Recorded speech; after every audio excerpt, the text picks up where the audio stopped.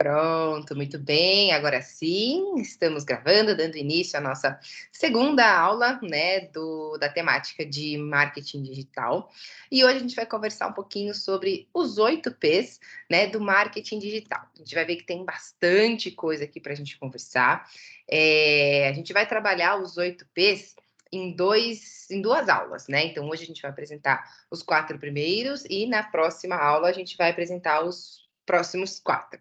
Né? Então é legal que a gente vai entender principalmente a dinâmica, né? Assim, não confundam os 4 P's lá do marketing que a gente vê: produto, preço, praça e promoção.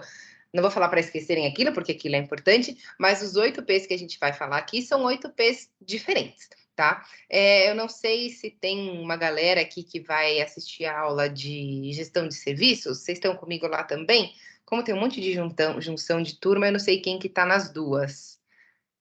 Tem alguém que está em gestão de serviços ou não?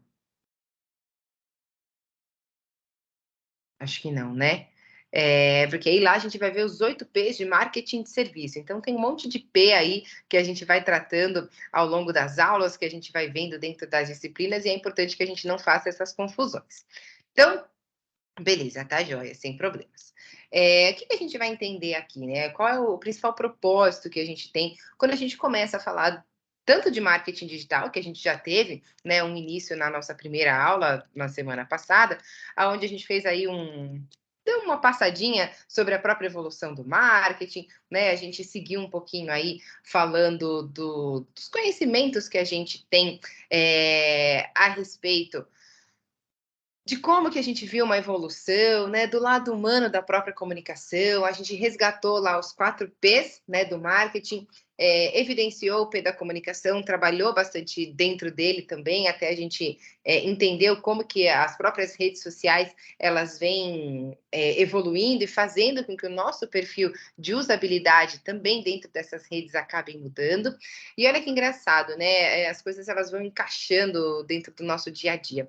Eu tenho uma aluna, é uma ex-aluna, na verdade, ela já se formou tem um tempão, acho que ela se formou em 2016 ou 17, mais ou menos, e a gente acabou mantendo contato. Ela é minha amiga, amiga mesmo, assim, né?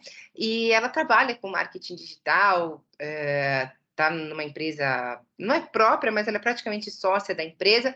E hoje a gente estava falando sobre a evolução do TikTok, do como os conteúdos são trabalhados dentro do TikTok. E aí eu até comentei com ela que na aula anterior a gente falou um pouquinho de como a gente se comporta em cada uma das redes sociais, né? Então, eu tenho aí perfil em 8 redes e como que eu tenho características predominantes em umas, né, que acabam sendo diferentes das que acabam se predominando em outras. Então, a gente fez um pouco desse bate-bola e ela falou: nossa, eu queria tanto poder discutir isso, né, em nível mais aprofundado, e a gente sempre troca ideia aí também do universo do marketing digital.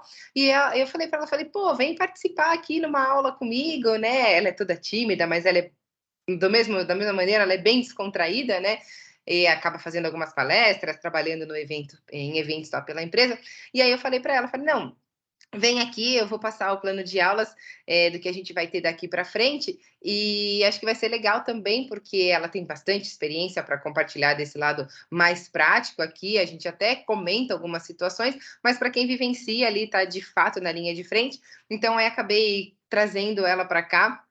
E o que eu quero reforçar até nesse contato aqui é para vocês verem que a gente não acaba abandonando vocês quando o curso acaba, né? Você vê, ela está aí formada já há 5 anos e a gente mantém essa relação bem próxima, próxima até, muito mais próxima do que com a maioria dos ex-alunos que a gente tem. Mas foi muito legal a gente ter conversado sobre isso hoje, porque aí eu me lembrei que nós teríamos a aula aqui e a gente estava falando desses tantos P's, dessas tantas mudanças que nós temos de características, né, dentro do nosso perfil de usabilidade dentro das redes, que foi um pouco do que a gente conversou, da evolução da comunicação, de como até as marcas acabam se comportando dentro desse universo e a gente também acaba aprendendo e mudando com eles, certo? Muito bem, então, beleza, temos o cenário do que a gente conversou na aula passada e hoje a gente vai conversar um pouquinho sobre essa própria evolução, né, dos 8 P's, o que são os 8 P's do marketing digital, da onde vem, né, aquela coisa bem meio Globo Repórter, né, de onde vem, para onde vai, etc. Mas isso é importante para a gente entender o contexto, né, de como a gente faz um planejamento nas aulas subsequentes, a gente vai falar sobre planejamento também dentro do universo online, e isso vai fazer sentido cada vez mais para a gente, tá? Então, nesse primeiro momento, a gente vai caminhar um pouquinho nessa compreensão, né, de quais são os 8 P's, os primeiros 4 na aula de hoje, depois a gente avança para os próximos 4. Por que eu falei que isso vai fazer sentido quando a gente for falar lá do planejamento, né, do marketing digital? Quando a gente pensa em uma campanha, e aí eu já até deixei lá na própria trilha quais são, né, os 8 P's do marketing digital, quando a gente pensa no planejamento de uma campanha, e a gente vai decidir, né, no que é que a gente vai dar enfoque, se a gente vai pensar mais na periodicidade, se a gente tem assim um rigor maior sobre sobre a publicação, sobre a produção de conteúdo. Eu acho que eu vou trazer essa aluna para falar sobre produção de conteúdo, porque é a área mais aí de afinidade dela, então acho que ela vai acabar contribuindo bastante aqui nesse ponto com vocês. E é essa a importância que a gente vai entender aqui. Quando a gente fala lá dos 4 P's do marketing tradicional, convencional, produto, preço, prazo e promoção, não existe uma sequência, né, para a gente começar a pensar nesse planejamento. Então, a gente pode pensar pelas características do produto, ou eu posso pensar que eu vou ter uma verba de tanto para determinar o preço desse produto, ou o meu foco vai ser na promoção e, portanto, eu tenho que pensar muito bem o planejamento dessa comunicação. Então, meio que não tem uma via de regra por onde a gente começa a pensar os 4 P's do marketing tradicional. Diferente do que quando a gente vem aqui para o marketing digital. Os 8 P's do marketing digital, eles acontecem numa sequência que precisa ser respeitada, porque é um processo, né? Então, não são 8 P's aleatórios, são 8 P's que compreendem um processo de começo, meio e fim. E agora sim, então a gente vai entender, né, conhecer aqui um pouquinho quais são eles, e as características que eles acabam tendo de diferença entre uns e outros. Os primeiros 4 P's que nós vamos tratar hoje, né, são pesquisa, planejamento, produção e publicação. Deixa eu até pegar a sequência aqui da nossa aula para ver, ó, quando nós formos entrar não na aula 3, na aula 4, isso vai fazer muito sentido para a gente, tá? Vai fazer sentido, obviamente, aqui por si só, mas quando a gente for pensar lá no planejamento, a gente vai entender aonde a gente vai encaixando essas outras caixinhas. Então, hoje, pesquisa, planejamento, produção e publicação. E na semana que vem a gente vai falar sobre promoção, não é a promoção do P dos 4 P's de marketing, tá? Propagação, personalização e precisão. Vocês vão identificar também que conforme a gente vai conversando aqui, conforme a gente vai apresentando todos esses P's para vocês, se vocês conseguirem já ir pensando em uma marca do dia a dia, algo que vocês acabem consumindo dentro da rotina de vocês, já vai pensando, né? Poxa, olha, eu vejo que essa marca realmente faz isso. Eu acho interessante porque se eu comparo essa marca com um concorrente, uma trabalha desse jeito e outra tem uma outra abordagem, quando eu estou falando em publicação, ou não, se eu estou pensando no mesmo setor, todas elas têm mais ou menos a mesma característica. Então, a gente vai conseguindo aí, dentro da nossa realidade de consumidor, também conseguir conhecer um pouquinho, né, dessa prática, vamos dizer assim, do que é que vem sendo colocado mesmo em evidência por cada uma das organizações. Então, vamos lá. Vamos apresentar aí os P's todos que nós falamos, né? Então, pesquisa, planejamento, produção, publicação, promoção, propagação, personalização e precisão. Bora, vamos começar então, né? O primeiro P, que é o P de pesquisa, é aquele P responsável pelo estudo do comportamento do consumidor. Ou seja, consiste aqui nesse primeiro momento na definição de quem é o público-alvo, de como ele se comporta na internet. Olha só, né? Acho que isso tem muito a ver do que a gente até já conversou um pouquinho lá na nossa primeira aula, onde a gente falou assim, tá, mas e como que é o meu comportamento? Como que eu interajo com a marca dentro dessa plataforma? Então, faz sentido quando a gente traz isso como sendo o primeiro dos 8 P's aqui, porque a gente precisa saber qual é o perfil de com quem é que nós estamos lidando. Poxa, se eu estou entendendo que existe a necessidade de eu compreender como que o meu público-alvo se relaciona com a minha marca, eu preciso reunir ali características, conhecimento a respeito do seu perfil, certo? Tranquilo até aqui. Isso é importante porque tem uma citação, eu acho que eu não trouxe ela para cá, mas tudo bem, que é do chefe da Google, que ele diz o seguinte, né? Mais ou menos assim: a gente sabe aonde você está, a gente sabe aonde você esteve, e a gente pode mais ou menos saber o que é que você está precisando por conta dos rastros que a gente acaba deixando na internet. Então, quando a gente tem essa possibilidade de esmiuçar, de ter um conhecimento bastante detalhado a respeito do perfil do nosso consumidor, isso é de extrema riqueza para a nossa organização. Lembra quando a gente falou na aula passada, né? Se a gente começar a falar sobre algum determinado produto que a gente precisa, um serviço, o que quer que seja, vai começar a aparecer link patrocinado, a gente até comentou bastante sobre isso, são esses rastros que a gente acaba deixando, né? E é isso que o chefe da Google diz quando ele fala, a gente sabe aonde você está, né? Tem a geolocalização, tem os serviços, tem as permissões que a gente faz dentro dos aplicativos, né? Então a gente, querendo ou não, acaba deixando esses rastros por onde a gente está passando. E isso nada mais é do que evidência para o nosso, no caso, né, que nós, público-alvo, acabamos deixando para as nossas marcas preferidas. Então, se eu falo para ele aonde eu estive, os sites que eu visitei, né, as pesquisas que eu fiz, tudo isso acaba nutrindo o banco de dados dessa organização. E aí, sequência, né? Quanto mais ativo é esse consumidor, mais ele se expõe, mais rastros ele deixa, é mais fácil de uma organização conhecer e segmentar essa persona, né? Esses rastros, eles podem ser lidos e podem ser pesquisados. Guarda isso numa caixinha para a gente falar lá no último P, que é o P da precisão. Por que é importante a gente contextualizar essa questão aqui, principalmente da gente segmentar o nosso público-alvo, né? O nosso futuro consumidor.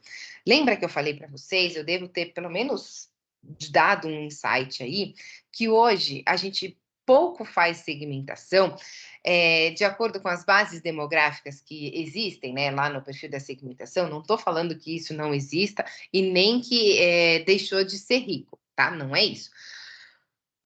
É só que a gente tem hoje a possibilidade de conseguir filtrar tão mais os nossos usuários, os nossos públicos, os nossos futuros consumidores, que quanto mais refinamento, quanto mais filtro a gente coloca nessa segmentação, mais assertivo a gente acaba sendo, né? Eu lembro e tenho certeza que eu destaquei isso para vocês, a questão do estilo de vida, né? Então, para quem é que eu estou direcionando? E tenho certeza que eu dei o exemplo da bike, né? Porque essa é a realidade mais próxima de mim, onde eu consigo enxergar esses disparates, né? E tenho certeza que vocês aí também, dentro da realidade de vocês, também enxergam essas diferenças. Ah, mas se eu for só falar com mulheres de 25 a 40 anos da classe B que moram em Santo André, é muito amplo. Agora, se eu for falar com mulheres que pedalam da região do ABC, opa, eu já fiz um filtro muito grande, né? Então, e aí, assim, o que eu posso trazer de rastros, de evidências em relação a isso? Poxa, a Silvia frequentou estes sites, visitou essas páginas na internet, ela segue estes perfis, ela tem esses ídolos que ela interage dentro de uma rede social. Então, essas pequenas migalhas que a gente acaba chamando, rastros é o que acaba trazendo definição e concretização no tipo de segmentação que a gente vai fazer. É por isso que eu falo, e até no próprio slide está aqui, quanto mais ativo a gente for, mais a gente vai receber de volta da nossa organização. É claro que aí a gente também esbarra em uma situação bastante delicada. Ah, mas eu sou um cliente discreto, né? Eu não interajo, eu praticamente não participo de redes sociais. Então você vai ver que você vai acabar sendo atingido por um monte de campanhas, por um monte de empresas que talvez sequer tenham a ver com o seu estilo de vida. E aí, né, vai de você. Já vejo aqui, Layara, já vejo, tá? E aí, conforme a gente vai dando refinamento de acordo com o perfil que a gente tem, mais fácil fica o retorno também da empresa ser assertiva para nós, tá? O slide 4, opa, quem mudou aqui? Slide 4, para mim, é esse do P da pesquisa aqui, é o primeiro... Não aparece nada para vocês? Ou só para Layara? Aqui para mim tá Laíra. normal, Pro. Perdão, Laíra. Mais alguém? Não o quê, Valdete? Não aparece para você? Ou não está em branco? Tudo branco?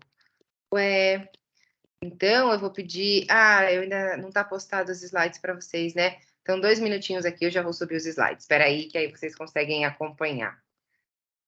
Me dá 2 minutinhos que eu já subo os slides aqui para vocês. Espera aí. Deixa eu fechar ele em PDF.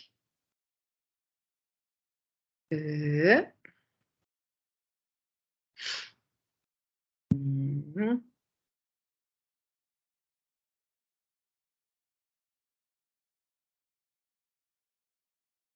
Ainda. Estranho, porque para mim tá normal aqui. Eu não vou nem pedir para que vocês saiam e voltem de novo, porque aí, de repente, vocês pedem a dinâmica aqui do pensamento e etc, né? Então, fica aí que eu já vou subir os slides lá na sala.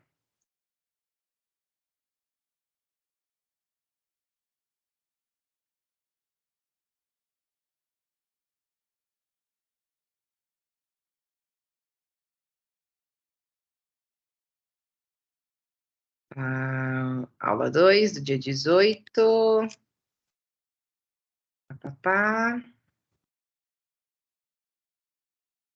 Postado, vê se tá lá, pessoal. Acessa aí a sala do marketing digital e vê se tá tudo certinho, por favor.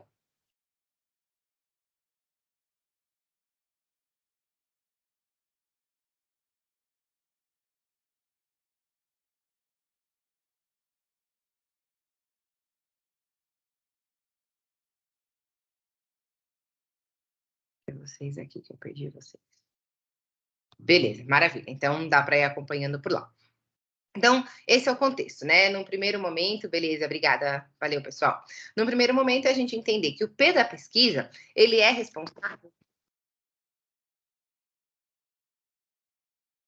elementos e indicadores que facilitem a nossa compreensão a respeito do perfil do consumidor ou do público-alvo que a gente está tentando atingir. Tá? E isso faz sentido, isso é importante, quando a gente traz esse contexto, principalmente, de ainda estar esmiuçando um pouco mais, de tentar descobrir qual é realmente a necessidade do produto ou do serviço que a gente vai estar comunicando dali para frente, tá? Como o P da pesquisa, ele é o início de tudo, né? Ele é a base para a restante dos próximos P's, de todo o planejamento do marketing digital, é importante que para a gente entender, né, que para que a gente consiga fazer uma comunicação de forma eficaz, que traga uma persuasão, que consiga vender, num primeiro momento é preciso que a gente tenha, então, todo esse conhecimento de para quem a nossa marca será exposta e, principalmente, de que forma que o produto que a gente está querendo anunciar vai ser comunicado para esse público. Então, essa é a conexão que a gente tem que fazer. A partir do momento que eu consigo entender qual é o perfil desse público-alvo, eu tenho a compreensão de como que eu vou criar relacionamento com esse público, tá? Então, é um público mais assíduo, menos assíduo, e assim depende das características que a gente vai observando dali para frente. Como resultado, vamos dizer assim, desse primeiro P, a gente entende que a gente vai ter uma enorme quantidade de dados. Por quê? Lembra, hoje é praticamente impossível a gente ficar off da internet, é praticamente impossível a gente não deixar rastros. Então, essas informações que são levantadas a respeito do nosso público-alvo, né, os nossos hábitos, sobre a marca, sobre o serviço, etc., acabam nutrindo lá o que a gente chama do nosso famoso banco de dados. E aí, o que a gente tem que também levar muito em consideração quando a gente está falando de um consumidor que está cada vez mais ativo, que está cada vez mais conectado, está cada vez mais dentro desse mundo digital. esse consumidor do novo século, ele já nasce emergente, né, imerso aí dentro do mundo da tecnologia, da informação, da comunicação, e, portanto, ele é muito mais ativo, porque ele tem mais possibilidades de se relacionar, né? Então, assim, as tantas redes sociais que a gente até conversou na semana passada, é isso que acaba fazendo com que a gente interaja com outros usuários, com outras marcas, que a gente participe de fórum de discussão, que a gente assista as dancinhas no TikTok, que a gente busque informação no Twitter, que a gente assista resenhas dentro de um YouTube, enfim. Todas essas plataformas que permitem que a gente consuma conteúdo e interaja com isso, acaba nutrindo o nosso banco de dados. Alguém quer falar? Fabiana está com o áudio aberto, quer... Acho que foi sem querer, né? Foi sem Imagina. querer, professora, entrei agora. Imagina, seja bem-vinda aí. Então, assim, né? E esse tanto de redes sociais que a gente acaba tendo, dos perfis, das nossas construções das redes, é o que faz com que, portanto, tenhamos uma comunicação extremamente ativa, né, dentro dessas plataformas e faça com que a gente deixe, então, também mais rastros e, portanto, mais informação. O que isso quer dizer? E aí a gente precisa abrir um parênteses aqui muito importante. Se quanto mais o meu público-alvo ele está ativo dentro de uma rede social e mais rastro ele deixa, eu posso afirmar que agora não tem mais achismo quando eu estou criando uma campanha. Porque eu tenho informação, porque eu tenho esses dados, porque eu tenho os rastros que vão aí servir de base, de plano de fundo, de cenário, porque eu vou construir lá na frente. Então, o P da pesquisa, ele é justamente esse ato da gente recolher todos esses indícios de tudo aquilo que o consumidor está deixando por aí, no momento que ele passa por um site, no momento que ele faz uma interação com uma marca, que ele compra um produto, ou que ele entra no e-commerce e coloca lá 25 produtos no carrinho e compra só 6. Então, todas essas informações que ele acaba deixando são importantes para que a gente fale assim: olha, eu posso crer que este produto aqui não é relevante para o meu consumidor. Por quê? Porque eu tenho um histórico de, sei lá qual é o universo que eu tenho ali no meu banco de dados, mas eu tenho um histórico que pode dizer que para pessoas que compram o produto A, só 25% leva ao produto B. Então não tem coesão entre esses dois produtos. Não é o tipo de perfil que eu estou querendo. Agora, eu tenho um outro produto que para 85% das pessoas que comprou um produto A vai levar também o produto B. Tá? Então, essas sinergias, elas acabam sendo mais assertivas, porque a gente tem aí um monte de informações que acabam sendo suficientes para a gente. É mais ou menos como funciona um mecanismo de uma Netflix, né? Ou tantas outras que a gente vê aí baseadas em reação e interação também, né? Ah, então você que gostou deste filme aqui, você também pode gostar desse, né? Por quê? Porque tem mais ou menos as mesmas características, tem o mesmo autor, tem a mesma temática, enfim, e aí a gente acaba sendo mais assertivo. Se todo mundo que assistiu o filme 10 coisas que eu odeio em você, 95% deles também vai gostar do filme Como Eu Era Antes de Você, né? Então, são essas atitudes que a gente vai pesquisando, são esses tipos de informações que a gente vai cruzando a partir dos dados que a gente vai coletando. Nós não estivemos juntos na aula de sistemas de informação de marketing, mas eu vou até contextualizar aqui, porque é importante que a gente entenda que quando a gente está garimpando esses dados, quando a gente está recebendo todo esse monte, todo esse volume, né, de dados, se a gente não trabalhar na interpretação desses dados, eles vão ser só dados brutos, né? A gente não vai saber muito bem o que fazer com tudo isso. E, portanto, para que isso, então, realmente seja relevante para a nossa organização, eu tenho que interpretar, eu tenho que entender o que está por trás desses dados. Então, se eu não trabalho os dados, eles vão ser dados para sempre. Vai ser raso, vai ser ali o elemento mais cru que a gente tem a respeito de uma possibilidade de conhecimento que possa ser atingida.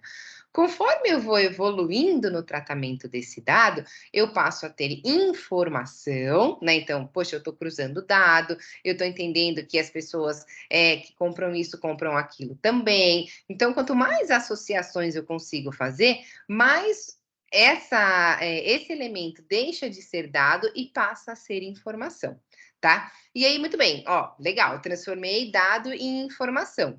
E para dentro da organização, o que eu faço com essa informação? Se eu não transformar essa informação em conhecimento, eu rompo o ciclo de novo, tá? Então, assim, legal, eu entendi que o meu usuário tem esse perfil, então fui traçando lá um monte de associações e fiz, né, a compreensão desses dados até eles se transformarem em informação. Para que isso seja relevante para dentro da organização, eu preciso transformar essa informação em conhecimento. E aí eu vou praticar isso, eu vou colocar dentro do meu planejamento de marketing, eu vou realmente colocar essas evidências em prática quando eu for construir todo o meu planejamento de marketing digital, tá? Então não adianta a gente não fechar esse ciclo, porque senão ele também vai ficar manco. O que a gente tem que entender aqui? Que conforme a gente for crescendo nos 8 P's, até lá na frente, depois a gente chegar no planejamento puro mesmo, o P da pesquisa, né, ele traz para nós essa certeza de que todas as decisões que a organização for tomar, elas têm base, elas têm fundamentos, têm fatos, têm números que fazem a gente ser assertivo na decisão que a organização precisa tomar. Quanto mais informações levantadas, melhor será o segundo P, que é o P de planejamento. E aí a gente dá um passo, né? Vai um passinho à frente aí, quando a gente está falando dos nossos 8 Ps. Então, tranquilo aqui no P da pesquisa? Sim. Sim, maravilha. Eu lembro que alguns de vocês tinham um pezinho aí muito próximos da área de marketing digital, muita gente trabalha, né, com vendas, etc. Alguém já usou alguma coisa com relação aos 8 Ps de marketing ou nunca, ou nem sequer tem acesso a isso dentro da organização em que trabalha? Mesmo que não, só fala aqui para mim, porque eu gosto de saber, né, o contexto que vocês estão dentro da organização. Isabelle já, a Liara não tem acesso, Valdete também não. Elizabeth, sim. Às vezes é importante, né, independente do nível hierárquico que vocês estão dentro da organização, e por que eu falo isso, né? Claro que também precisa ter respeito aí aos superiores, mas assim, quando a gente está pensando num nível organizacional, eu também não sei tudo sobre a Universidade Metodista, né? Mas a partir do momento que eu deixei de ser apenas com muitas aspas aí, só professora temática e me tornei coordenadora, eu passei a ter mais acesso a informações as quais eu preciso, se de repente eu for até uma escola, né, conversar sobre os cursos que eu estou coordenando, sobre o perfil de público-alvo, etc, etc. Preciso entender de captação de aluno, preciso entender de um monte de coisas que antes não eram, assim, o meu ponto principal de preocupação quando eu só dava aula, né? E por que eu falo isso aqui para vocês? E foi esse o motivo da minha pergunta. A gente, às vezes, vocês estão muito próximos aí da área de vendas, né, de comercial e etc. E talvez seria importante se aproximar um pouquinho, pelo menos dos resultados que a gente consegue extrair dentro de um planejamento de marketing digital, para a gente saber como que o nosso setor, e aí dentro do setor a pessoa, né, a pessoa Sil, a pessoa Isa, a Valdete, enfim, como que ela está contribuindo com o objetivo da organização, né? E isso é o tempo todo, gente, né? A gente falando aqui um pouquinho dentro da minha realidade, né? Eu sou cobrada por retenção de aluno, eu sou cobrada por captação de novos alunos, eu sou cobrada por os alunos que estão se formando, eu sou cobrada por um monte de situações dentro do meu perfil de coordenadora. E aí eu preciso ter acesso a essas informações. O que eu posso vender, vamos dizer assim, para o meu aluno que ele está pensando em sair da universidade? Como que eu faço uma retenção? Bom, é um tipo de ação. Tá, como que eu faço a captação de um aluno que está saindo do ensino médio e que está pensando em fazer processos gerenciais? É outro tipo de ação, né? Então, essa importância que a gente tem que entender quando a gente está falando desse monte de informações. Principalmente aqui, quando eu tenho usuários, e hoje, na nossa realidade, em que está todo mundo conectado. Né? Então, assim, aonde eu vou encontrar esse meu público-alvo, ou esses públicos-alvos, dentro das plataformas de rede social? Aonde eles estão? Né? Com o que eles estão se comunicando? Faz mais sentido que eu dialogue com eles numa plataforma como o Twitter ou numa plataforma como o TikTok, né? O que eles gostam, o que eles mais interagem. Então, essa importância de repente, vocês chegarem aí para os gestores de vocês, né? A Isa, que já tem contato aí, de entender, tá bom, eu tenho aqui o meu setor de vendas, o meu setor de comercial, a gente tem as equipes e etc. Mas e dentro do objetivo da organização? Como é que o nosso setor está contribuindo para dentro do planejamento, né? Quais objetivos são importantes lá dentro? Eu acho extremamente válido que, de repente, vocês até cheguem aí para os gestores, não estou falando que é fácil, não estou nem falando que se vocês tiverem acesso ao gestor, ele vai passar tudo isso para vocês. Mas é uma tentativa, né? Se você, de repente, abrir o motivo pelo qual você quer conhecer um pouquinho mais do planejamento, o seu gestor pode falar, poxa, realmente interessante, eu vou passar isso não só para ela, mas para os outros departamentos também, de repente vale a pena conversar um pouquinho sobre isso. Então, fechando o primeiro P aqui, a gente entendeu da importância, né, que tem o P da pesquisa para a gente conhecer mais a fundo o nosso público-alvo, para a gente ir para o P de planejamento com mais assertividade, deixando, né, de lado tudo que a gente fala a respeito dos achismos aí do mundo da tomada de decisões. Ok, chegamos aqui então no P de planejamento. Se a gente tinha que o P da pesquisa é a fonte de informação, né, da gente coletar aqueles dados e transformar esses dados em informação, onde a gente está analisando o nosso possível cliente, junta tudo isso para transformar, né, essas informações relevantes para o planejamento. O planejamento aí sim transforma esses dados para que a gente consiga pegar esse dado, transformar em informação e levar para dentro da organização como conhecimento e como conclusão. Calma que a gente vai entender como que a gente passa por tudo isso. Ou seja, se a gente tem esse raciocínio, toda a ação que é desenvolvida dentro do papel, vamos dizer assim, né? Então, a gente está aqui tramando as estratégias e as ações, para depois a gente colocar em evidência, elas não vão mais ser tomadas com base no eu acho que, eu vi que isso pode acontecer, acho que o meu concorrente está fazendo assim, imagino que talvez. Não. Isso não. Por quê? Porque a gente tem perfil, a gente tem conhecimento, a gente sabe como que o nosso usuário, nosso público-alvo, perdão, ele está se comportando dentro dessas redes e os rastros que ele está deixando, né?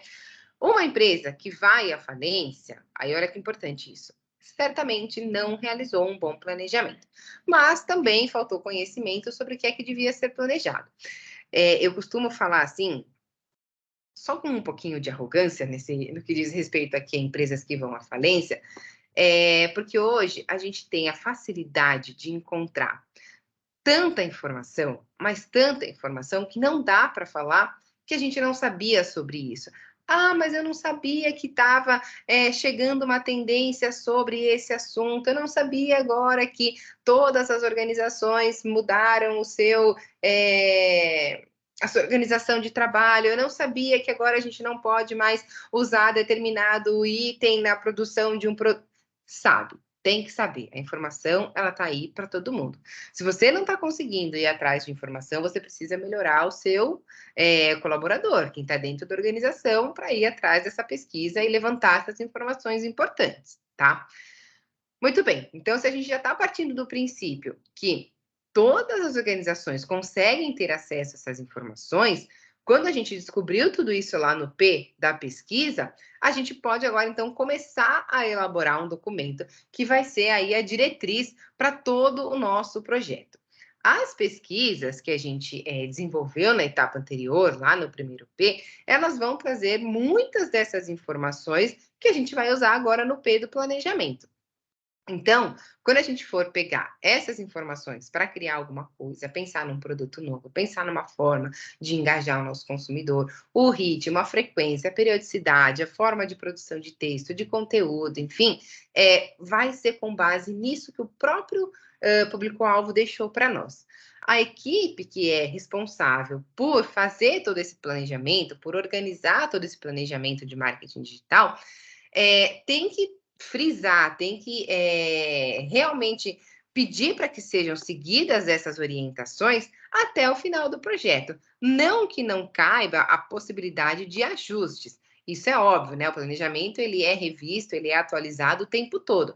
Só que o que a gente tem que entender aqui é que se existe essa orientação, se existe toda essa preocupação em se criar uma diretriz, um documento, uma espécie de uma regra, um briefing, vamos dizer assim, isso precisa ser seguido por toda a organização. Não dá para a gente criar esse documento, elaborar toda essa diretriz e eu entregar para a equipe de vendas e falar assim: ah, não, né, ó, tá aqui, mas se vocês acharem que a gente pode ser um pouco mais agressivo, então aí vocês sigam com isso, tá? Não dá, não posso. Quando a gente está criando esse planejamento, a gente tem pelo menos aí uma pessoa responsável de cada departamento para a gente saber também por onde que a gente vai, para onde a gente está partindo e o que, que a gente pode ou não pode dentro da realidade de cada organização. Por isso que também a própria construção desse planejamento, dessa diretriz, desse grande documento, ele precisa ser fidedigno. Isso quer dizer o quê? Não adianta eu criar todo um planejamento com metas extremamente agressivas se eu não vou dar conta, se eu não tenho força, né, não tenho braço para que isso realmente seja possível de ser executado. Não adianta, a conta não vai fechar.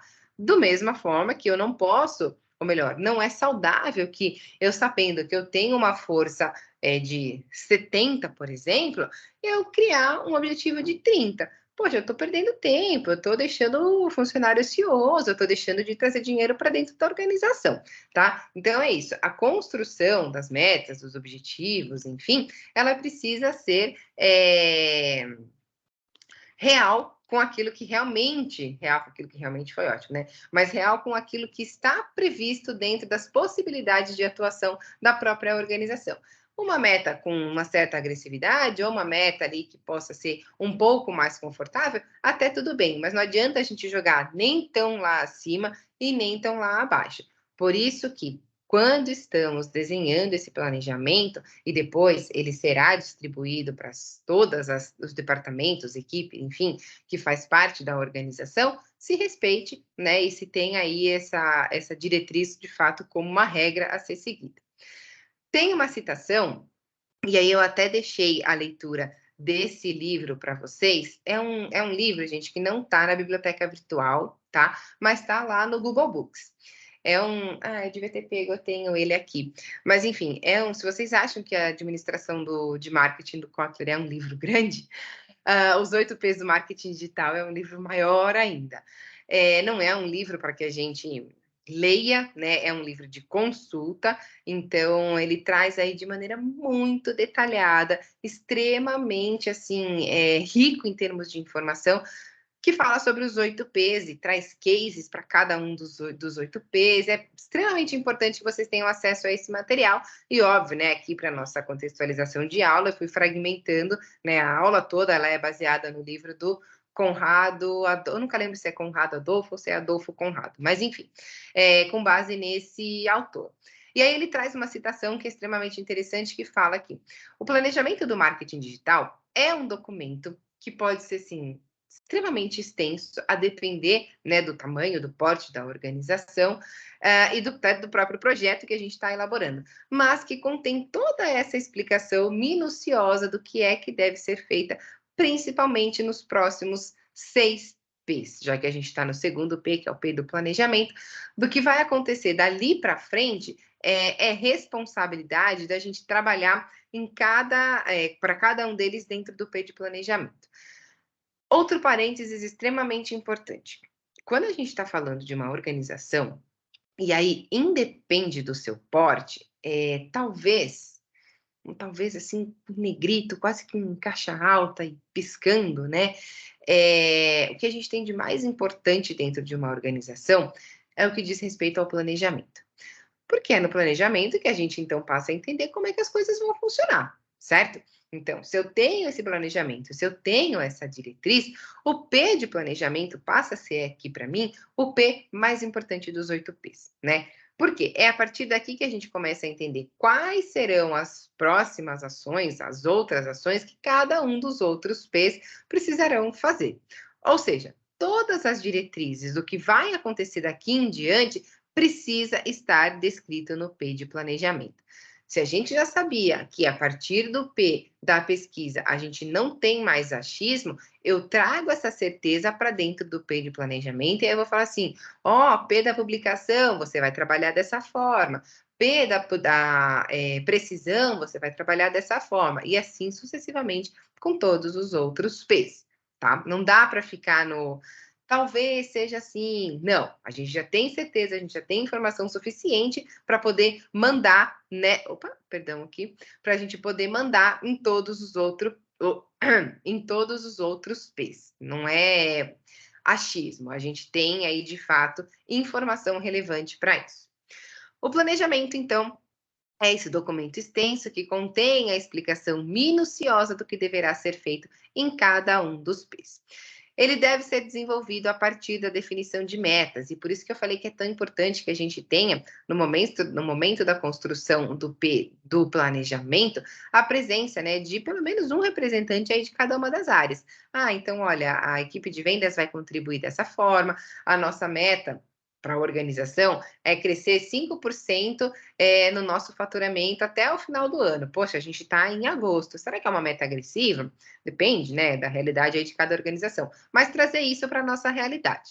Importante lembrar que antes da gente pensar em qualquer estratégia que vai ser posta em prática, ela deve ter um objetivo. E que esse objetivo precisa ser mensurável. É isso que eu falei. Então, se eu estou brincando aqui com vocês, né, se eu estou trazendo como um exemplo para vocês que eu quero crescer, que a minha organização cresça 5% até o final do ano, eu tenho aí 4 meses para crescer 5%. Então, 1,25 aí, né, dentro de cada mês. Como que eu vou mensurar isso? Eu tenho como mensurar isso? Então, beleza, perfeito. Agora, se eu não tenho como mensurar esse crescimento, eu sequer vou saber se essa meta que eu coloquei é uma meta possível, né? Então, posso chegar lá em dezembro e perceber que eu cresci 14%. Poxa, mas por que 14 não era então a meta inicial? Né? É isso que a gente precisa entender. Lembra quando eu falei do equilíbrio ali, nem tão para baixo e nem tão para cima? Cada um desses objetivos, aí olha que importante, poderá ser contemplado em indicadores de resultados, que é o que a gente chama de KPI, que são os Key Performance Indicators, indicadores chaves de precisão, né? A gente vai ter uma aula só sobre métricas, metas e métricas, Elizabeth, lá mais para o finalzinho da disciplina, tá? Já até abro aqui, né? De fato, não é fácil a gente falar de metas, né? O que é uma meta plausível? O que é possível dentro da nossa organização?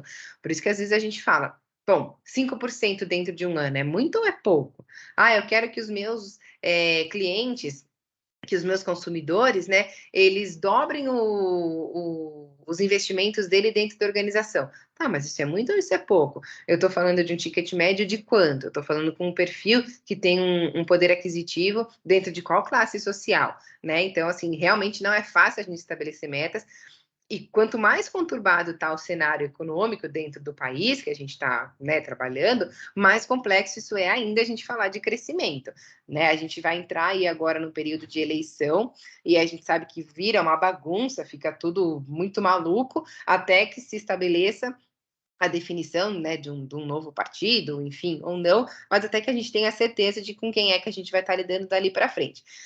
O que é importante a gente trazer dentro desse contexto do estabelecimento de metas de crescimento é ter muito conhecimento do cenário que a gente está lidando, né? Outro ponto importante, o produto ou o serviço que eu estou lidando é algo sazonal, né? Então, como é que eu faço para aumentar o consumo de milho verde?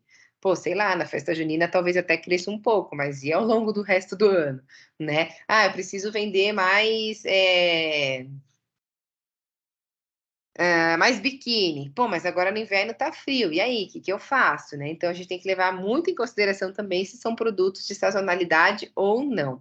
Mas a gente vai chegar lá na frente, a gente vai trazer todos esses contextos aqui para nossa aula. E perfeito o que você falou, né? A pandemia fez com que esse comportamento desse consumidor mudasse muito, muito, muito.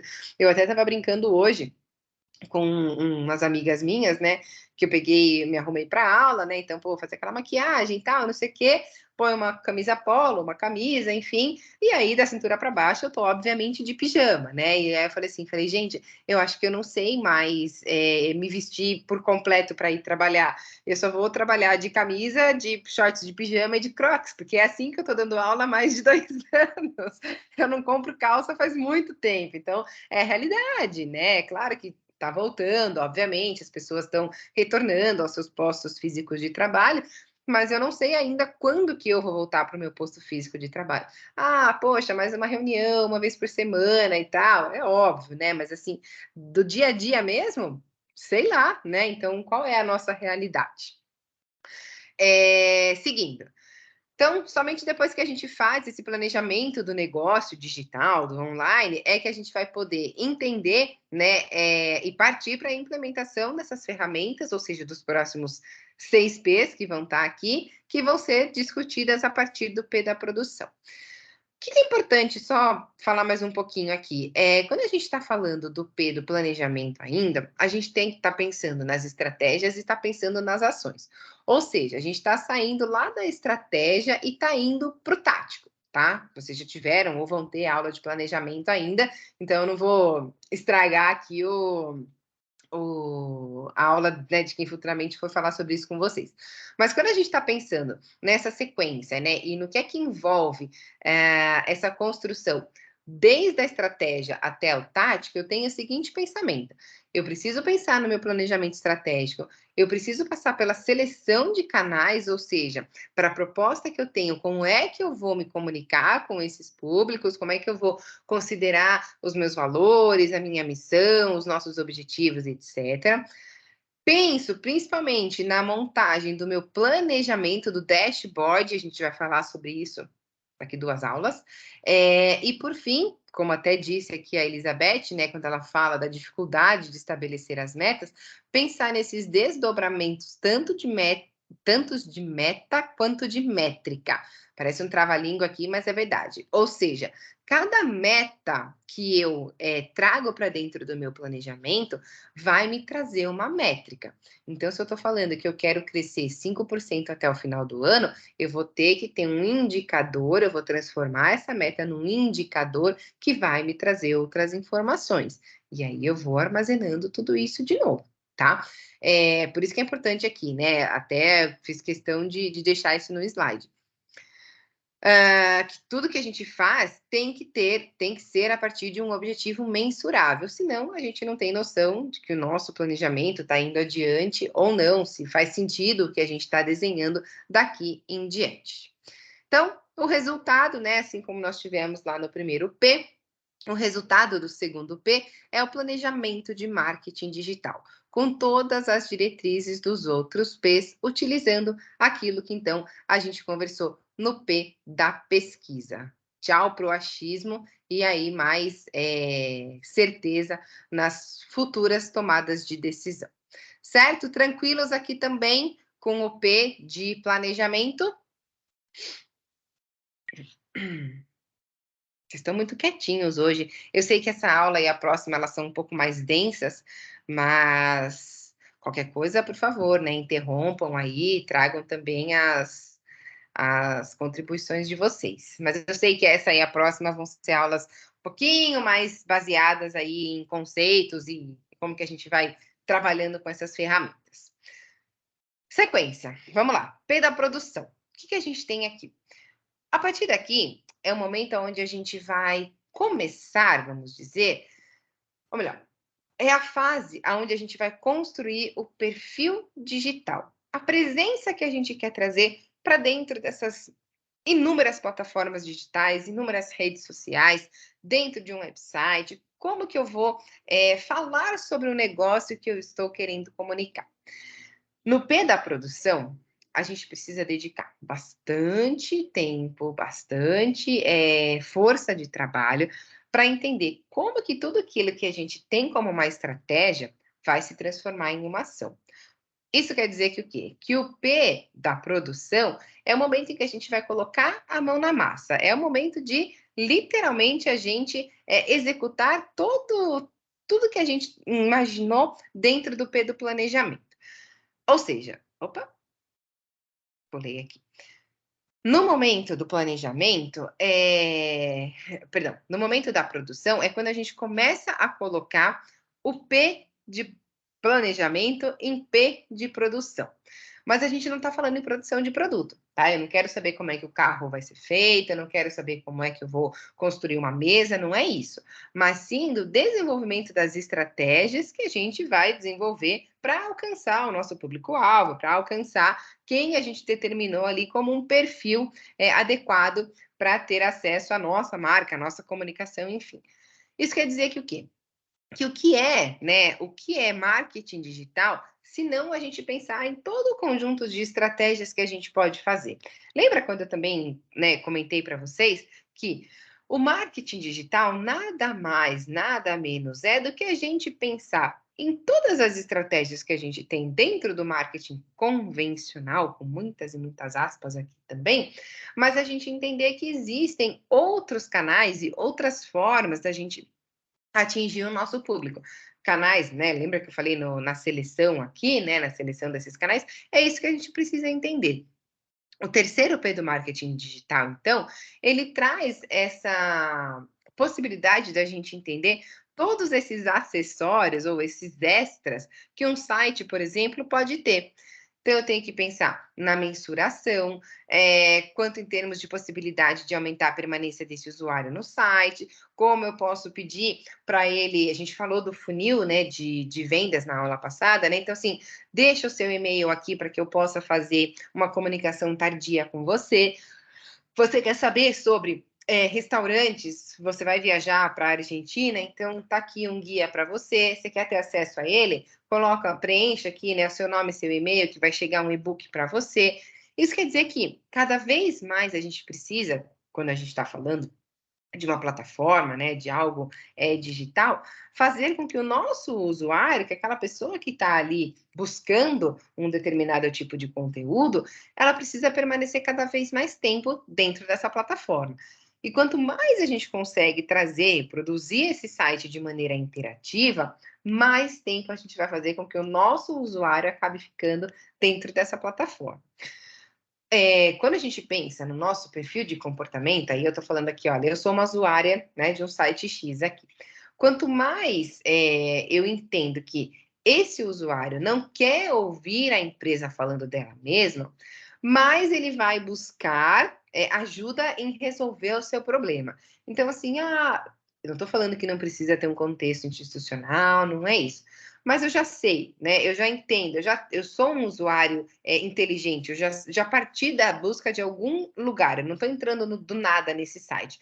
Mas o que é importante para mim, enquanto usuário, é saber de que maneira que a proposta que você está me entregando vai resolver o meu problema. Isso tem que ficar claro. Eu não quero ficar lá navegando e etc, etc. Não. Eu quero entrar no seu site e entender qual é a entrega de valor que você está fazendo para mim. Então, o meu problema é esse, eu preciso que ele seja solucionado. Então, você vai me persuadir, né? Você vai me encantar da seguinte forma. Outro ponto importante que nós até comentamos um pouquinho na própria evolução, né, da Web 1.0 até a Web 5.0, na mudança aí dos próprios sites, né, e-commerce, e principalmente hoje, quando a gente fala de e-commerce, já que é muito fácil a gente construir um e-commerce hoje, não fazer a partir de um site, vamos falar assim, de um e-commerce mesmo, não deve ser só um catálogo de produtos. A gente tem que saber a melhor forma de colocar um anúncio, a melhor forma da gente entregar um produto serviço para esse consumidor, né? Então não pode ser aquela coisa enjoativa. Imagina quando a gente está presencialmente em uma loja e a gente só quer dar aquela olhada, e aí vem alguém atrás da gente e fala: posso te ajudar? Olha, tem isso daqui. Você não quer ver esse, mas está na promoção. Você só quer uma regata branca e você saiu de lá com um blazer amarelo. Não é isso. A gente tem que ser funcional com o nosso usuário. Seja esse usuário, né, quando a gente estava lá numa loja física, seja esse usuário quando a gente está trazendo ele para dentro do universo do digital. Para isso, para que eu consiga direcionar a minha resolução de problemas para o público-alvo que eu estou querendo atingir, eu tenho que ter uma boa definição de palavras certas para colocar o meu site, a minha solução, em evidência nos motores de busca Google, né? A gente até teve, eu não lembro quem foi, acho que foi a Elizabeth, né? Que contextualizou para nós a situação dela, que ela ficou ranqueada, não lembro agora se foi a Elizabeth, mas enfim, que fez um bom, que fez um bom ranqueamento de palavras e teve um crescimento, enfim, essa situação, ela é extremamente importante quando a gente está pensando nesse P da produção. Se a gente sabe como entender, a melhor forma da gente entender a solução, a forma com a qual a solução vai ser entregue para o nosso usuário, eu estou melhorando a minha assertividade com ele, tá? Existe uma filosofia que se chama, não é fórmula de Pareto, filosofia de Pareto, que diz que 20% do nosso tempo é gasto planejando, 80% do nosso tempo é gasto planejando e 20% é gasto executando, é mais ou menos o que a gente tem dentro da construção de um website, por exemplo. Eu vou estar lá o tempo todo pensando numa melhor forma de transformar esse site em interativo, em deixar ele dinâmico, em fazer com que a navegação seja fluida. Então, quem está construindo isso vai estar lá pensando o tempo todo, que a gente fala de melhorar a experiência do usuário, né, do tal do UX, né? A gente vai entender que o tempo que a gente está gastando aqui atrás, esses 80% de tempo que a gente está gastando aqui atrás, planejando a construção, a estrutura desse site, é para que os meus próximos 20%, quando eu estou de fato executando a sua construção, ela vai tornar a navegação desse usuário muito mais fácil, tá?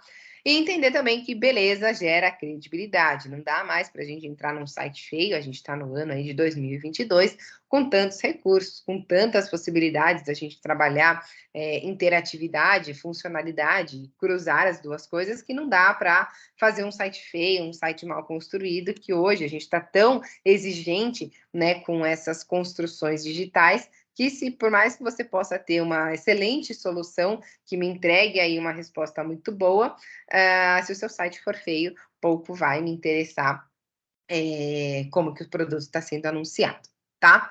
Concordam com tudo isso? Quem já deixou de navegar num site só porque ele não era bonito, porque ele não era apresentável, porque ele estava feio? A gente também pode até abrir um outro parênteses hoje, que a gente fala da tal da responsividade, não é responsabilidade, é responsividade. Cada vez mais a gente utiliza menos, fora do horário de trabalho, tá? Os computadores físicos, né? Isso quer dizer que o quê? Que a construção dos sites hoje, elas têm que ser responsivas para os smartphones, né? Isso faz com que a lógica da navegação mude completamente.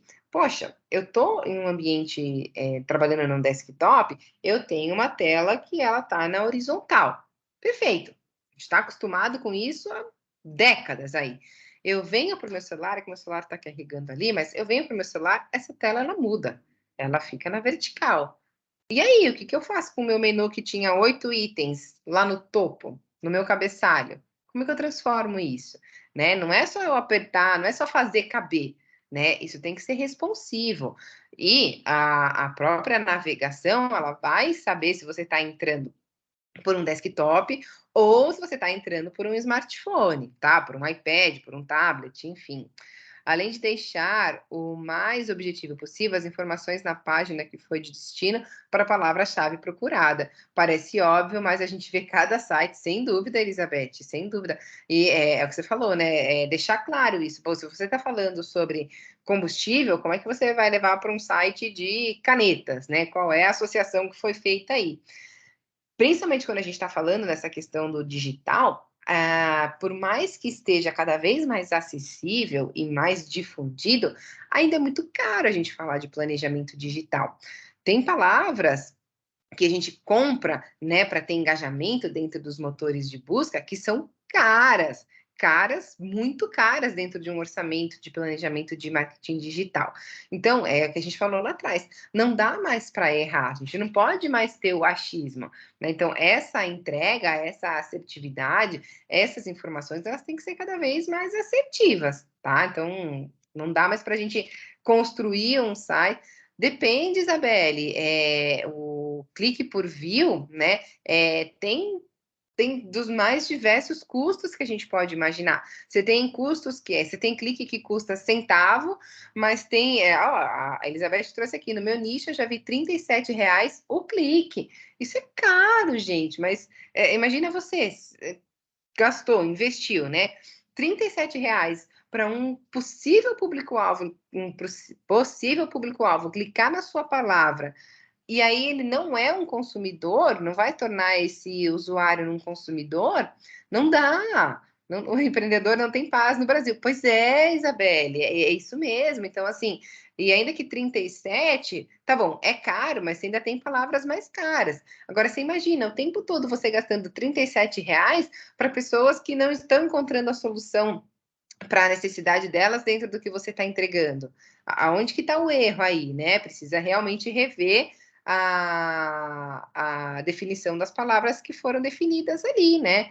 E a margem de conversão é menos de 5%. Eu acho que hoje deve estar ainda por volta de 3%, né, Elizabeth? Pelo menos dentro dos últimos estudos que eu fiz aí, estava em torno de 3%. Gente, é muito baixo, é muito baixo. Você imagina que você tem aí 100 cliques, tá?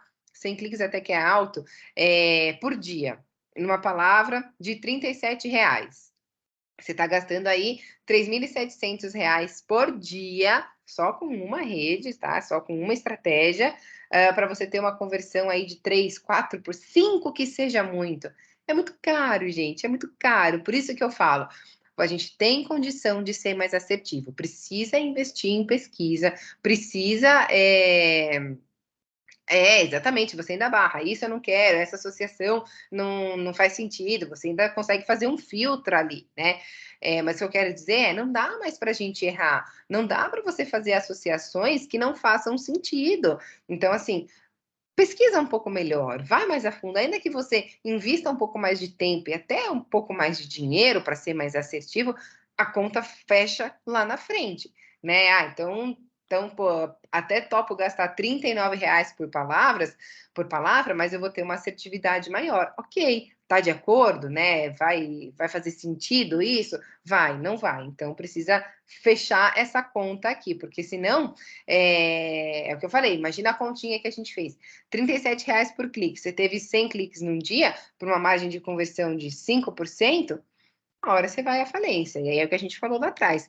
Uma empresa que não faz planejamento, ela está muito mais suscetível à falência do que aquela outra que, né, se envolveu muito mais nesse trâmite aí.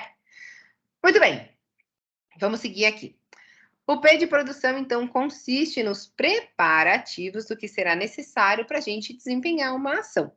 Sendo assim, ele é fundamental para que a estratégia planejada, né, o pensar ali, possa sair do papel e ser colocada em prática. Vamos executar as nossas estratégias, vamos transformar a estratégia em ação. Ou seja, se no segundo P tudo foi planejado, é aqui no terceiro P que deve ser colocado em prática. Vocês estão percebendo que a gente está evoluindo, né? Que é uma construção, é um processo. O resultado aqui do terceiro P é um site, é uma landing page, é um e-commerce, é uma plataforma, é algo onde a gente consegue interagir com o nosso consumidor, com o nosso um possível consumidor com o nosso público-alvo, tá? Então, é a partir daqui que eu vou entender quais serão as ações para que eu tenha acesso a esse meu consumidor ou ao meu público-alvo no primeiro momento. Seguindo, a gente chega no quarto P já, que é o P da publicação. Olha só, né? E aí eu falei para vocês que aqui eu disse que o P do planejamento ele é o P mais importante. Mas se eu puder colocar assim, quase que de bracinho dado com o P do planejamento, o P da publicação, ele tem quase mais importância ou tanto quanto o P do planejamento.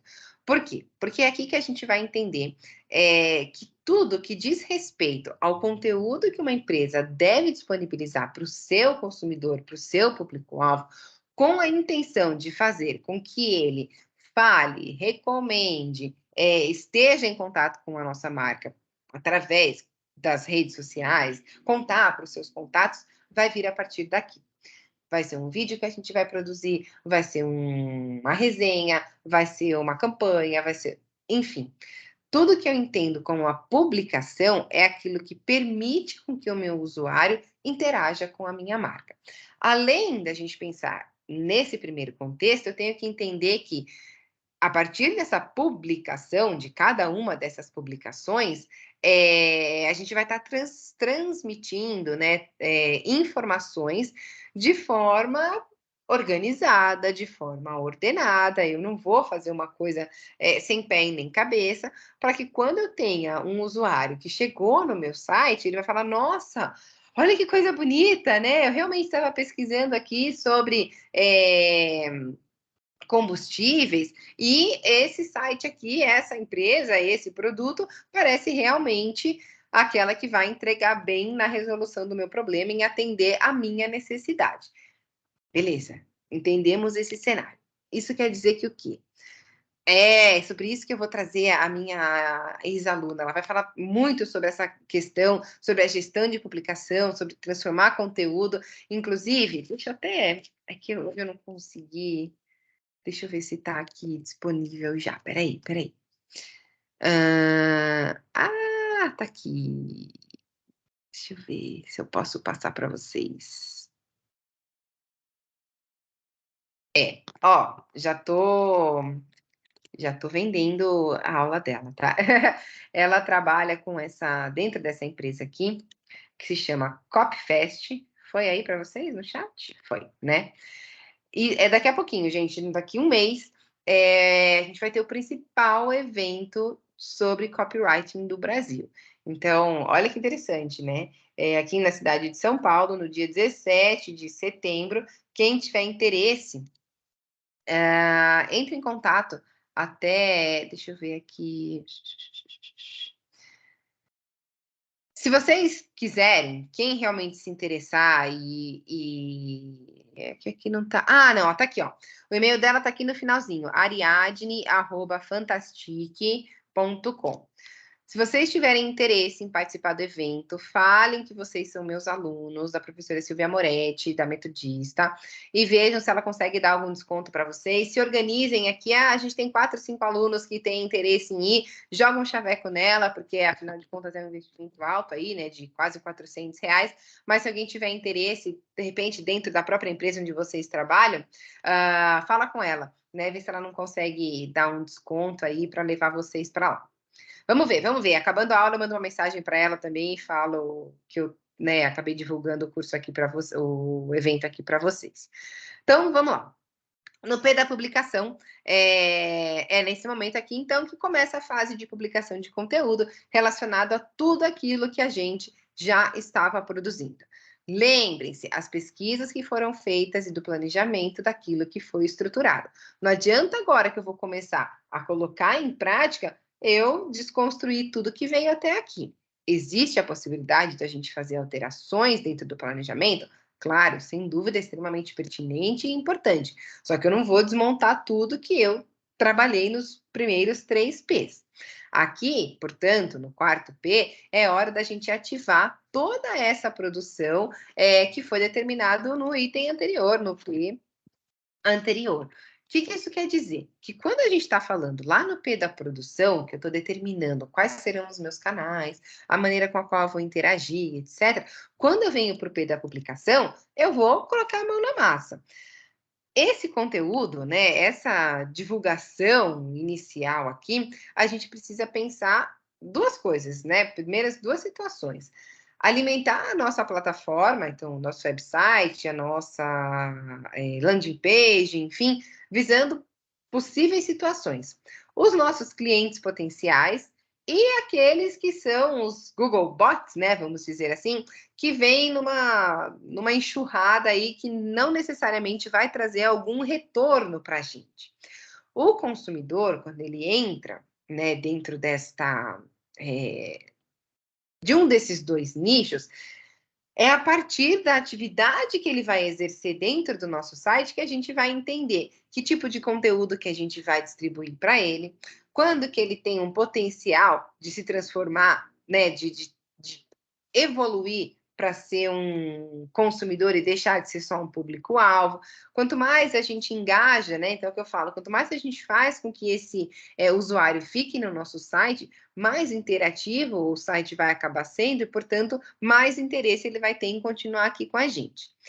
Isso quer dizer que, quando a gente está pensando no P da publicação, a gente está tratando do conteúdo que a empresa ela vai disponibilizar para o seu consumidor, com o objetivo de fazer com que ele fale da marca, com que ele promova a nossa marca, principalmente pelas suas redes de contato, através das mídias sociais, ou mesmo até quando a gente está conversando, né? Poxa, eu estou falando aqui sobre uma determinada situação, eu falo, pô, essa caneta aqui da Bic, que é um marca-texto, é a melhor caneta que tem, você só tem que comprar dessa, etc, etc e tal.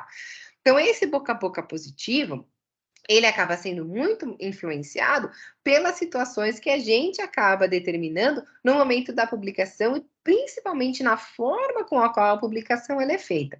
Tem que se levar em consideração a formalidade, né, e o perfil de marca com quem a gente está lidando. Eu não posso trazer uma comunicação divertida e engraçada para falar de política. Até posso, mas em tom de credibilidade. Agora, se eu estou falando com uma marca, uma Havaianas, por exemplo, que tem essa pegada bem leve, eu consigo ter um outro perfil de construção de comunicação. Quando a gente está pensando na comunicação e na forma com a qual a publicação ela vai acontecer, a organização ela não tem que pensar exclusivamente na publicação do seu anúncio ou só no início de uma campanha, mas sim pensar que toda essa construção do marketing de conteúdo tem que levar em consideração os princípios que ela tem. Então, os objetivos, os seus valores, a sua missão, etc. Quando a gente está pensando nesse elemento da publicação, é uma forma que a gente tem que pensar que ela vai funcionar a longo prazo. Então, não adianta eu pensar que eu vou hoje produzir um conteúdo, que o meu usuário, por exemplo, ele vai deixar o e-mail dele para ter acesso lá aos meus restaurantes na Argentina e que amanhã, pronto, ele vai fechar uma viagem para lá. Não, eu estou pensando a longo prazo. E aí o meu longo prazo, ele é variável. Poxa, estou falando um longo prazo de 1 mês, de 3 meses ou de 6 meses. Mas é isso que também vira lá na frente uma métrica para nós, para entender quanto tempo demorou para eu transformar esse usuário num lead. Quanto tempo demorou para que esse meu potencial se transformasse num cliente real, certo?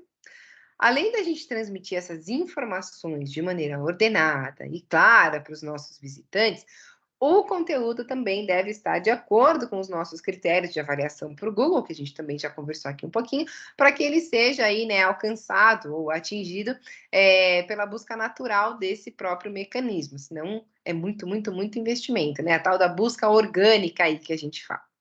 Fechando aqui o quarto P, em termos de resultado, o que a gente tem que entender é a periodicidade da publicação desses conteúdos, de maneira que a gente consiga persuadir os nossos usuários para convencê-los a acessar e permanecer em atividade com essas ferramentas que a gente tem. Aí que eu quero até falar aqui um pouquinho para vocês. Parece, eu não vou seguir daqui para frente, tá? Porque aqui são os próximos 4 P's, então a gente vai parar aqui no P está praticamente no nosso horário aqui, mas o que a gente tem que entender? A gente tem algumas pesquisas, né, que dizem para nós quanto tempo tem de vida útil uma publicação hoje na internet. Olha só que coisa curiosa, né? Quanto tempo vocês acham que uma informação ela é relevante dentro do cenário digital hoje? Então, um post que é feito no Facebook, quanto tempo ela dura de forma relevante dentro da internet? Alguém chuta? Menos, Isa.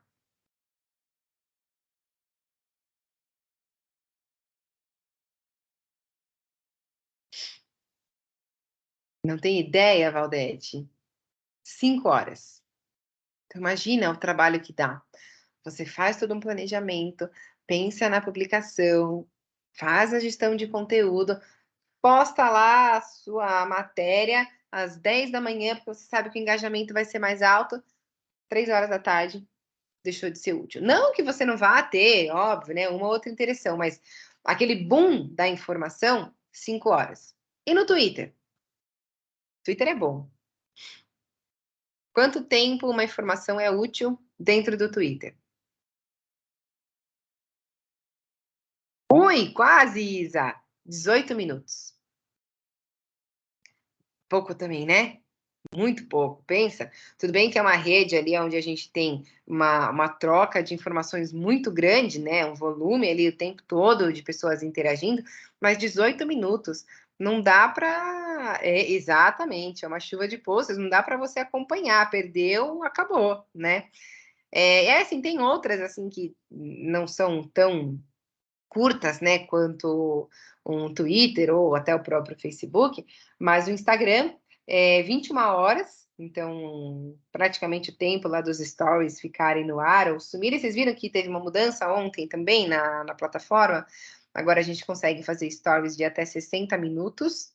Gente, eu acho que hoje a rede social que eu mais uso é o Instagram. Eu nunca fiz um stories falando. Os meus stories, eu estava até pensando nisso, os meus stories, eles são todos com a câmera, não com a câmera frontal, com a câmera de trás. Engraçado, né? E assim, para mim, falar para uma câmera até que é natural, mas nunca fiz um vídeo falando, conversando com os meus seguidores. No LinkedIn, a informação ali, a vida útil da informação é de 24 horas. No YouTube, alguém tem noção de quanto tempo uma informação ela é relevante?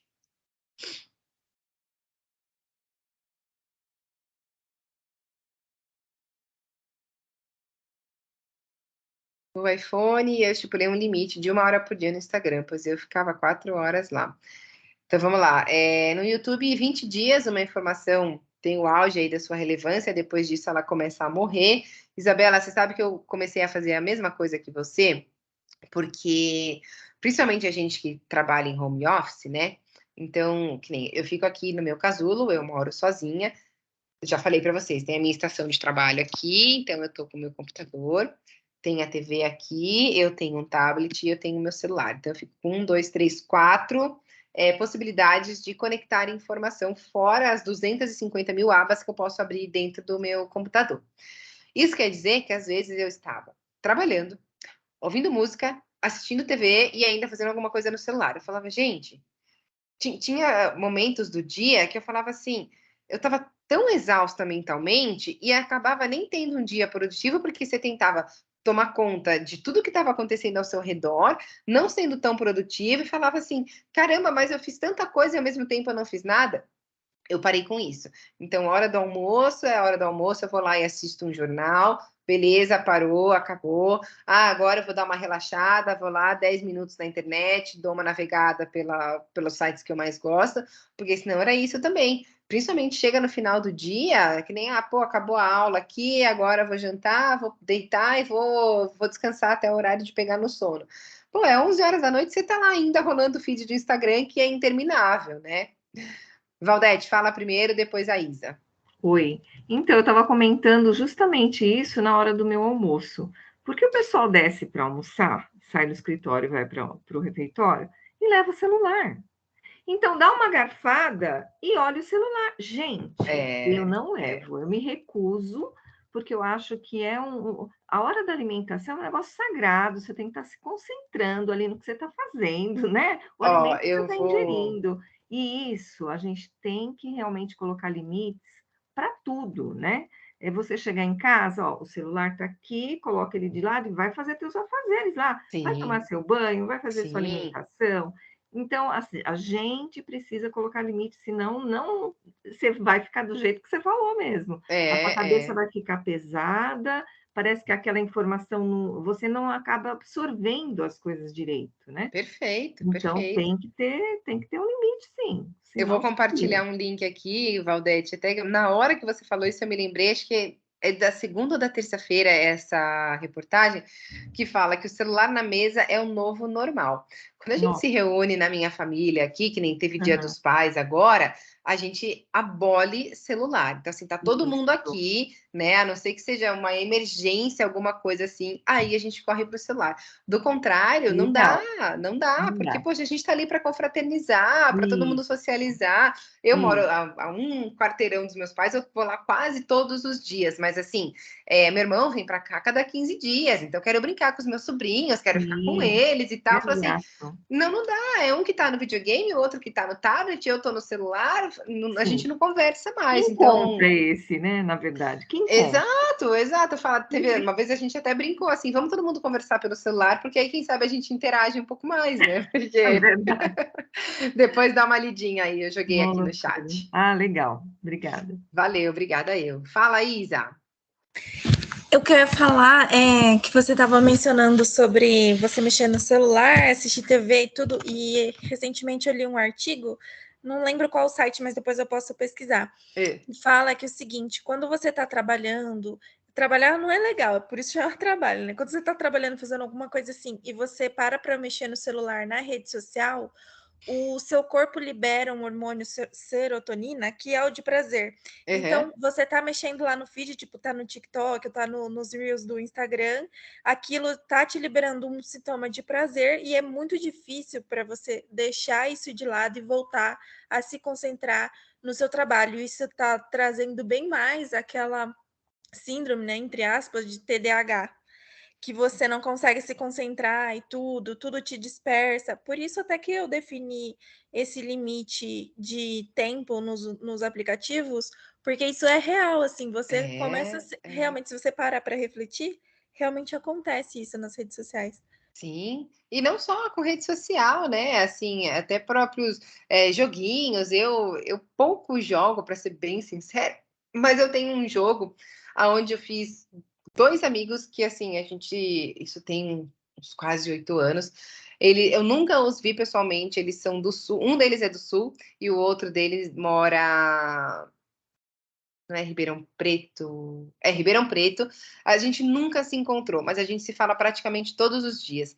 E assim, eu mantenho o jogo por conta da amizade com eles. A gente já nem fala mais sobre o jogo, mas criou em função disso e assim, tinha uma hora que era viciante, assim, não importava o que eu estivesse fazendo, eu deixava o celular ligado na tela do jogo. A gente consegue acompanhar, eu uso iPhone também, né, o quanto a gente fica num aplicativo dentro do iPhone. Eu já cheguei a ficar 14 horas logada no jogo. Então, assim, é viciante. Precisa realmente a gente colocar esses limites, colocar, porque senão não dá, não dá. A gente quer fazer tudo ao mesmo tempo e acaba não fazendo nada de relevante, né? Se você achar, Isa, compartilha com a gente sim depois. Eu gostei, quero saber um pouco mais. Ah, já achou aqui, maravilha. Beleza, ótimo. Vamos seguir aqui. Ah, não, perdão. Então, assim, é a gente entender, né? O que a gente realmente está fazendo dentro da internet, que tipo de conteúdo que a gente está acessando, o que a gente está trazendo de relevante para o nosso usuário. Quando eu estava conversando com a minha aluna hoje, ela estava insistindo que o TikTok é uma plataforma relevante, né? Com conteúdos interessantes. Eu falei para ela, falei, olha, eu me forcei a baixar o TikTok quando praticamente o aplicativo veio aqui para nós, né, quando bombou a rede, vamos dizer assim, por conta de um ex-aluno meu também da pós-graduação, que o tema do TCC dele foi sobre o TikTok. E aí eu falei assim, caraca, meu, esse negócio tá muito longe de ser uma realidade aqui pra gente no Brasil. Quase ninguém falava de TikTok. E aí eu baixei, tentei lá dar uma fuçada, não tinha hoje o tanto de dancinhas, né, que a gente tem aí, que a gente para, a gente tá lá fazendo, né? Então, assim, eu falava, caraca, né? Deixa eu ver se eu acho algum conteúdo relevante aqui. Não achei. Por conta do TCC, me forcei um pouco mais. Falei, não dá. Eu acho que eu tô ficando velha. Valeu, Isa. Eu acho que eu tô ficando velha para esse tipo de aplicativo e desisti. Até cheguei a desinstalar na época, e aí agora que voltou a bombar, né? Há pouco tempo voltou a bombar de novo, eu falei, deixa eu dar uma outra chance aqui para essa rede social, né? Putz, meu, e aí também desisti, falei, não é, acho que a minha geração não tá mais cabendo nessa plataforma. Até teve uma rede social que era por voz, acho que era Clubhouse, ter certeza se o nome da rede era esse, deixa eu ver aqui. Eu acho que é Clubhouse. É um aplicativo de rede social para bate-papo com áudio somente para convidados. Foi lançado em 2020. Também não foi para frente, porque imagina, se hoje a gente pega e escuta os áudios acelerados do Instagram, do WhatsApp, você imagina o que a gente vai fazer? Né, ficando ali o tempo todo trocando informação com áudio, para você consumir tudo isso também. Haja tempo, haja disponibilidade para tudo isso, né? Mas enfim, de maneira geral, é isso que a gente tem que entender, né? O que a gente está trazendo para cada um dos canais, principalmente quando a gente está pensando, né, que esses canais são formas da gente interagir com os nossos públicos-alvos e possíveis os consumidores, né, para engajar, para fazer o filtro ali, a conversão. Então, é nesse sentido que a gente tem que se preocupar com a forma da nossa publicação, que a gente vai falar lá mais na frente, né? A gente falou um pouco aqui, mas como a gente vai avançando daqui para frente.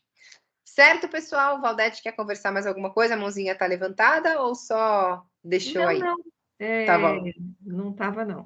Beleza, então Mas a tá aula foi jóia. ótima, gostei bastante. Obrigada. Então, na próxima semana, a gente conclui aí os outros 4 Ps, certo? E qualquer dúvida, a gente também, por gentileza, né, fiquem à vontade aí para trazer no começo ou no final da aula e a gente vai conversando. Bom finalzinho de semana e da semana para vocês e a gente se encontra na próxima quinta-feira. Beijo para todo mundo, Tchau, valeu, até mais, boa noite, bom descanso. E cuidado com o frio!